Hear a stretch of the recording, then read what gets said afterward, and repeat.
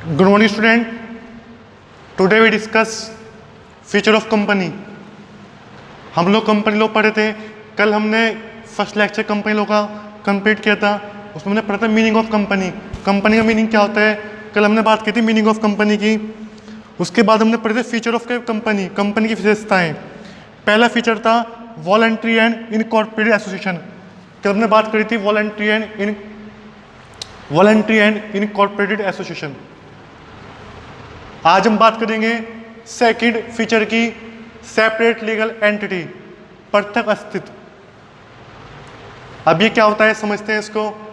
एक company has a separate legal existence, यानी कि जो कंपनी की एग्जिस्टेंस है वो अपना में सेपरेट होती है, अलग होती है। मेंबर के अलग है और कंपनी के अलग है। कंपनी अलग है और उसके जो मेंबर है उसको जो उसके उन्होंने वो अलग है। It is an artificial person created by law. ये क्या है, एक आर्टिफिशियल पर्सन है जो लॉ के द्वारा क्रिएट होती है। It can enter into contact with third party in its own name. जो कंपनी के साथ थर्ड पार्टी कॉन्टैक्ट में एंटर होती है तो वो कंपनी के नाम से होती है। वो किससे कॉन्टैक्ट करी होती है, कंपनी से, ना कि उसके मेंबर से। ये लाइन लिखी हुई ना, it can enter into contact with third party. Third party के साथ जब कोई कॉन्टैक्ट होता है इन इट्स ओन नेम, तो कंपनी के नाम से होता है, ना कि मेंबर के। And can sue and be sued in its own name. और कंपनी थर्ड पार्टी को अपने नाम से स्यू भी कर सकती है और थर्ड पार्टी भी कंपनी को स्यू कर सकती है। सीयू माने केस फाइल करना। सीयू माने क्या होता है, केस फाइल करना। ठीक है, कंपनी के ऊपर केस किया जा सकता है थर्ड पार्टी द्वारा, और थर्ड पार्टी के ऊपर भी कंपनी केस फाइल कर सकती है। इसमें मेंबर अलग होते हैं और कंपनी अलग होती है। ये हमारी क्या है, सेपरेट लीगल एंटिटी। कंपनी अलग है, उसके मेंबर अलग होते हैं। अब इस केस में एक केस आता है following legal cases, Salomon versus Salomon company limited. एक केस आता है Salomon versus Salomon company limited. जो सैलोमन हुए हैं, सैलोमन ने कंपनी अपनी कंपनी मतलब बेची, उसके शेयर लिए हैं। चलिए केस पढ़ते हैं, इसको आप नोट करिए। इस केस को हम अच्छे से समझेंगे, बड़ा इंटरेस्टिंग केस है ये। आप इसको नोट करिए, मैं इसको रफ करता हूँ। इसको केस को पढ़ते हैं अच्छे से।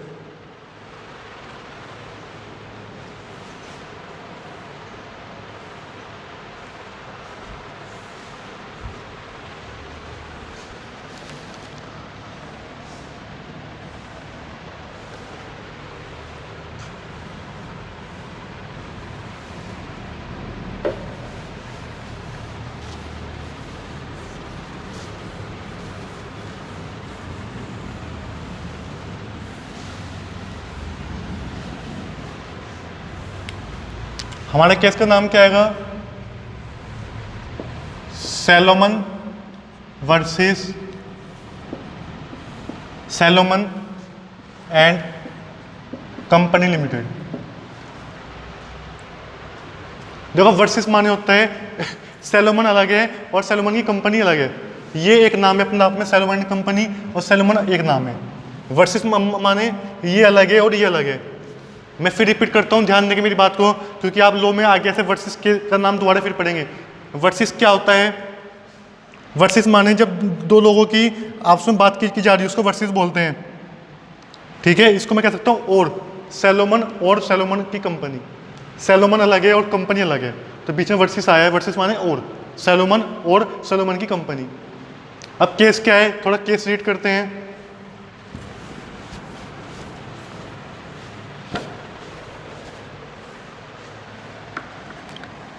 देखिए समझना केस के बारे में।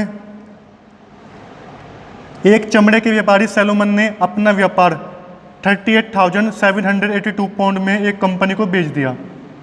कंपनी ने प्रतिफल के बदले में 20,000 पाउंड के ऋण पत्र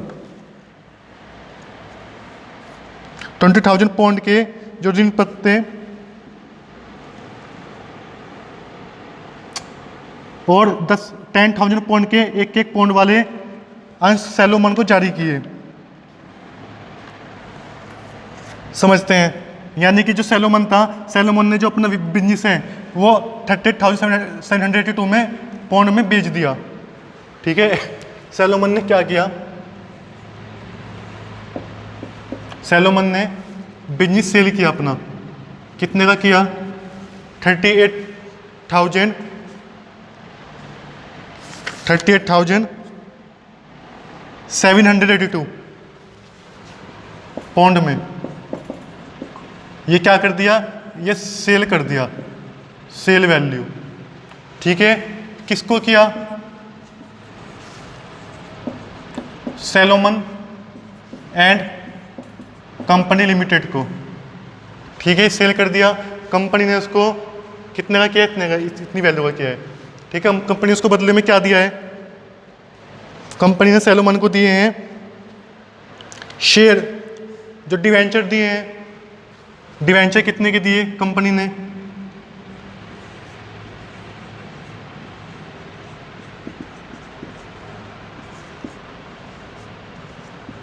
£20,000 के शेयर जो इशू किए हैं, 10,000 पाउंड के किए हैं।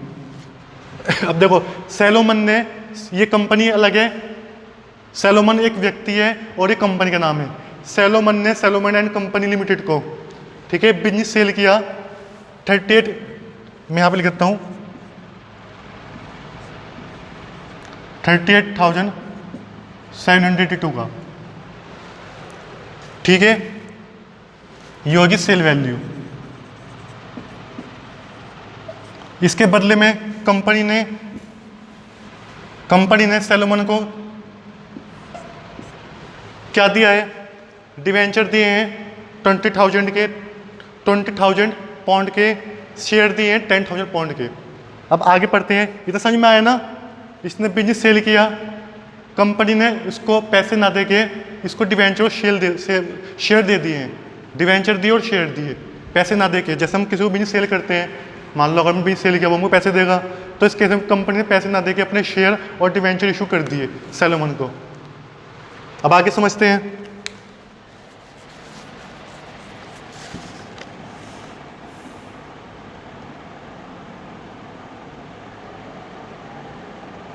कंपनी ने ऋण पत्रों पर सारी संपत्ति के विरुद्ध चल भार उत्पन्न कर दिया। यानी कि जो कंपनी थी, कंपनी की जो एसेट्स थी, ठीक है, उनको जितनी भी एसेट्स थी सबको मोर्टेज रख दिया। किसके ऊपर रख दिया? डिवेंचर के ऊपर। जो कंपनी की एसेट्स थी, सैलोमन कंपनी की जो टोटल एसेट्स थी, मोर्टेज गिरवी रख दी है। किसके ऊपर? डिवेंचर के चार्ज के ऊपर। जो डिवेंचर थे ना, डिवेंचर जो कंपनी डिवेंचर इशू किए, तो डिवेंचर के लिए जब कुछ एक मोर्टेज रखा जाता है, अगर डिवेंचर का पेमेंट नहीं हो पाएगा, कंपनी इंसॉल्वेंट हो जाती है, कंपनी पैसा नहीं पे कर पाती डिवेंचर को। क्योंकि हम जानते हैं सबसे पहले पैसा किसको मिलता है? डिवेंचर होल्डर को, फिर मिलता है प्रीफरेंस शेयर को, उसके बाद पैसा मिलता है शेयर इक्विटी शेयर होल्डर को। सो कैसे ये होता है ना, आप लोगों ने पढ़ा भी होगा ये 12th में। पहले जो लोन, जिन लोगों ने लोन दे रखा है, डिवेंचर क्या है? डिवेंचर लोन होता है, तो पहले पैसा किसको मिलता है? लोन को। अगर कंपनी बंद होती है, इंसॉल्वेंट होती है, तो डिवेंचर ने इन पे चार्ज क्रिएट कर लिया। अब अगर डिवेंचर का पैसा कंपनी दे नहीं पाती है, तो कंपनी की जो ये एसेट्स है, ये कंपनी की जितनी टोटल एसेट्स है वो सेल होगी। सेल होने के बाद वो पैसा किसको मिलेगा? डिवेंचर को। सपोज करो सेल वैल्यू आती है 25,000, तो 20,000 तो मिल जाएंगे डिवेंचर होल्डर को, बाकी जो 5,000 है वो मिल जाएंगे शेयर होल्डर को। या अगर कोई इसके अलावा कोई और डिवेंचर होल्डर है कंपनी के, तो उनको मिल जाएंगे। ये इतने शेयर तो सैलोमन के पास हैं, इतने डिवेंचर और शेयर। तो 20,000 पाउंड के डिवेंचर हैं और 10,000 पाउंड के शेयर हैं सैलोमन के पास। ठीक है, तो इन्होंने डिवेंचर होल्डर ने क्या क्या किया? इस पर चार्ज क्रिएट कर लिया। सैलोमन ने अपना चार्ज क्रिएट किया एसेट्स पे, कंपनी के एसेट्स पे, कि अगर डिवेंचर होल्डर पेमेंट नहीं हो पाता है तो वो कंपनी की सारी एसेट्स को बेच देंगे और अपना पैसा कंपनी से लिहाज कर लेंगे, यानी कि पैसा वसूल कर लेंगे अपना कंपनी से। यहाँ तक बात समझ में आई है? अब आगे पढ़ते हैं।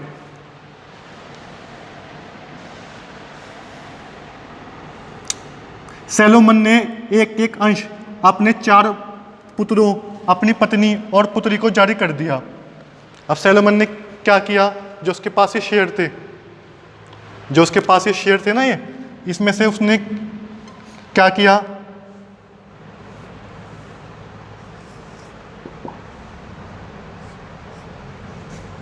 सैलोमन का ये सन है।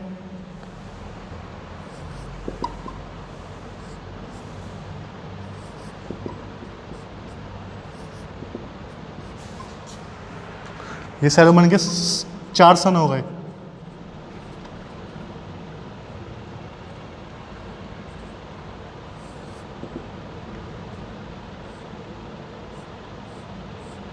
ये इनकी वाइफ हो गई।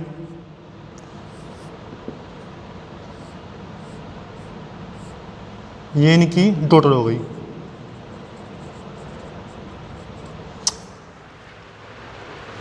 तो सैलोमन ने क्या किया, 1 शेयर तो दे दिया अपने, सबको 1 शेयर दे दिया, अपने 4 बेटों को भी और अपनी वाइफ को भी।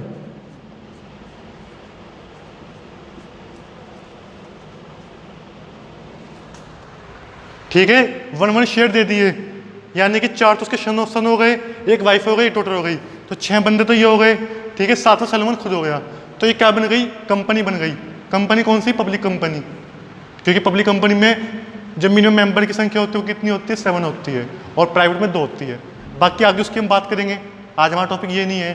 तो 7 हो गए, 6 मेंबर तो ये हो गए, 1 शेयर सब पे हो गए, यानी कि देखो 10,000 शेयर थे। ठीक है, इसमें से 1 2 3 4 5 6 शेयर किसको चले गए, उसकी फैमिली को चले गए। तो बाकी कितने शेयर बचे सैलोमन के पास, 9,994, 9,994, क्योंकि एक शेयर कितने का आएगा, 1 पाउंड का। तो ये कितने पाउंड लिखे हुए हैं, ये लिखे हुए हैं 10,000 पाउंड। 10,000 यानी कि एक शेयर 1 पाउंड का है, तो 10,000 पाउंड में कितने शेयर आएंगे, 10,000 शेयर आएंगे। तो 6 शेयर तो इनके पास चले गए, बाकी जो 9,994 शेयर बचे, 9,994 बचे हैं, वो किसके पास, सैलोमन के पास हैं। क्लियर। अब आगे पढ़ते हैं, क्वेश्चन में क्या क्या है आगे समझते हैं। कुछ समय बाद कंपनी को हानि हो गई और उसका समापन आरंभ हो गया। कंपनी की सारी संपत्ति बेचकर 6,047 पाउंड वसूल हुए। अब देखो कुछ समय बाद क्या हुआ, कंपनी को क्या हो गया, लॉस हो गया। कंपनी को क्या हो गया, लॉस हो गया। ठीक है, और जो उनकी जो एसेट्स रिलाइज हुई वो कितने की हुई है, 6,074 पाउंड।